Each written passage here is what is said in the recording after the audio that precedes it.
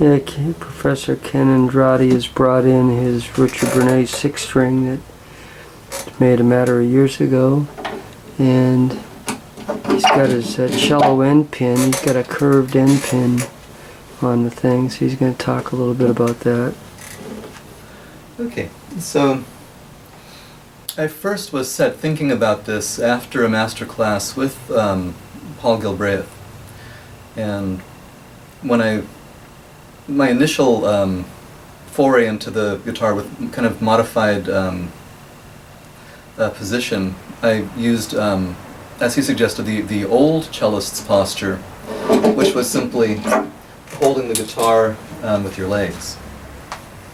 So that eliminates having one foot up with the footrest. The other benefit is if the guitar is able to be held independently of a footrest, then your both arms are totally free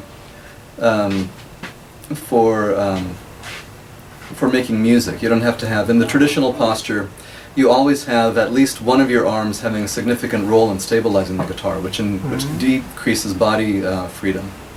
So the traditional posture with a footrest, you have one leg with the curve of the guitar, one leg at the butt end of the guitar, then your chest, and one arm holding the guitar. In the traditional flamenco position, the other arm also is having a very significant role in supporting the guitar. So the left hand, which needs much more maneuverability, is actively holding the guitar in position in the traditional flamenco posture.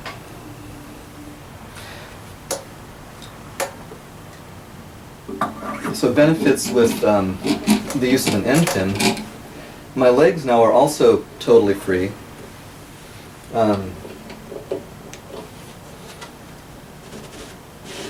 They only very lightly are touching the guitar. And the guitar is stable by itself, so both arms are much freer to move around and do the technique of the guitar. It should let it vibrate a lot better as far as the guitar itself. Yeah, because you're not actively gripping the guitar, there's much less interference with the body of the guitar being able to vibrate.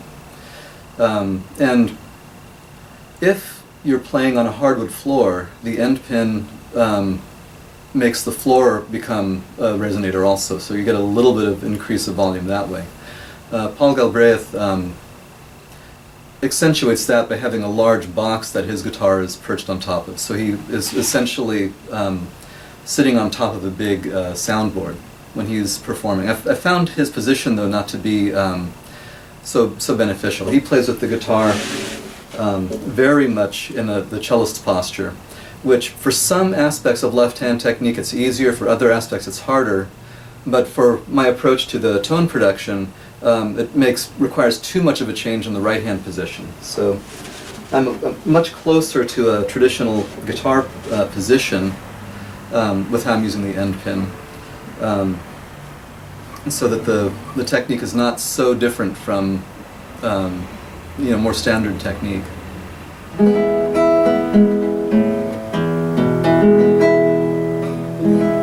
But the hands are totally free. So something from Abel Carlavaro's approach to the guitar. On the left-hand technique, the thumb is very lightly involved in the actual technique. The fingers make the shape that you want. Your arm is bringing the strings to the fingerboard, mostly by the arm kind of pulling the strings towards the fingerboard. The thumb is not gripping so much, so that when I want to change to something new, I move my arm, the fingers travel with my arm. I don't have to release my hand before I move. So that makes the left-hand technique much, much freer.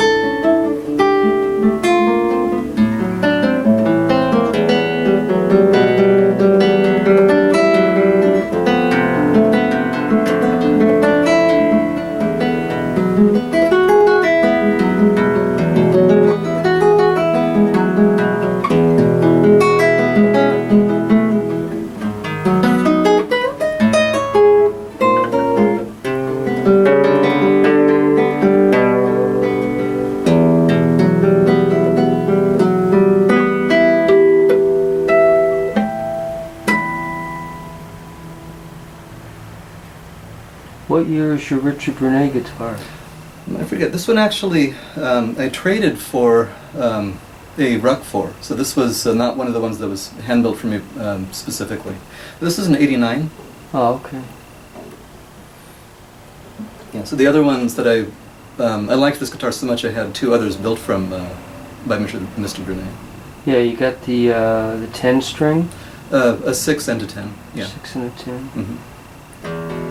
Yeah, so the 6 string, I'll bring it by later. It has yeah, you brought the this Thurman by ports. many years ago. What years were those made? When were those made? I don't recall the years. It's Okay.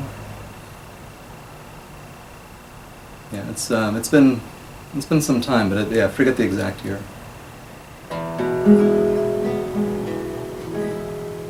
But anyways, do you want to try out the position for the with the? So I've got it pretty much set up the way that I use it.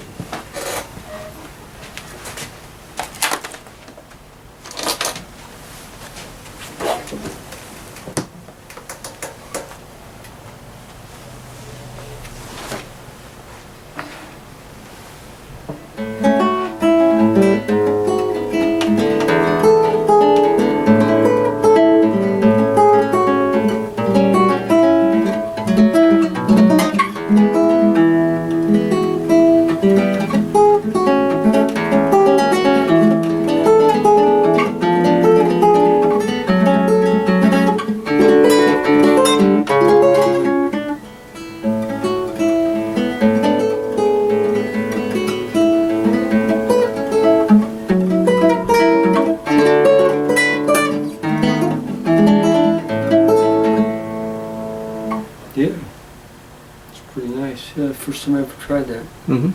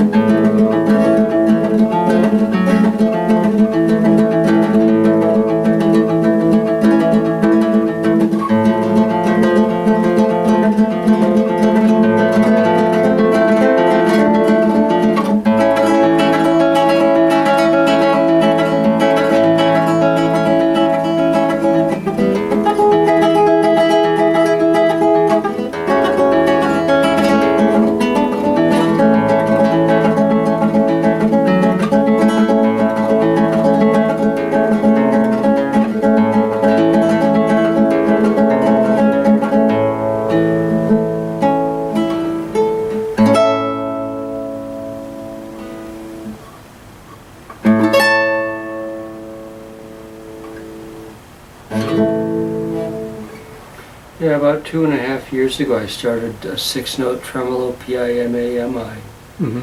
adding an extra finger beyond the flamenco stuff Mhm. I've done for about 20 years. So when I play it all the time, it sounds real smooth. Mm-hmm. But it kind of got warmed up today. I played a bunch of Carlos Garcia Tulsa stuff I Mhm. was telling you about. But many weeks ago I just said, hey, what I should be doing, reading my Chinese and playing guitar out loud, is working on my scale stuff, because about 10 years ago I started working on an AMI 3-finger scale. Mm-hmm. And I was just doing it exclusively, and I saw that it made my IM, MA, IA type of stuff weaker. Mm-hmm. And so I ended up not having the strength to play that, though I teach it. I'm Mhm. always doing AMI scales, so I said, okay, let's start. Don't do tremolo all day like I was used to doing for the Mhm. last couple of years. So. Yeah, I see you got a tap card on. Yeah.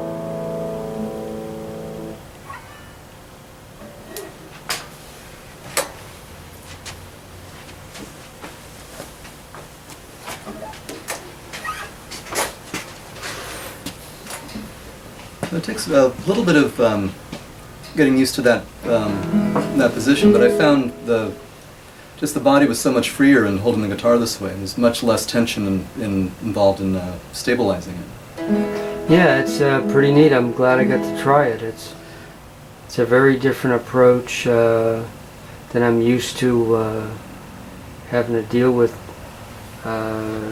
Sometimes I was telling you the other day about leaning into a cushion, Mm-hmm. and it'd make my left leg sore, and you start using the cushion because you're getting old and you don't want to lift your foot 4 inches off the ground for a footstool. Mm-hmm. Then I'd put it on the right leg and try to do some flamenco stuff, just a little bit like that. And so yeah, it's very different. Yeah, even when I was a younger guitar student, the traditional guitar position, playing, practicing too many hours in that position, I would develop neck pains and some back things. So yeah.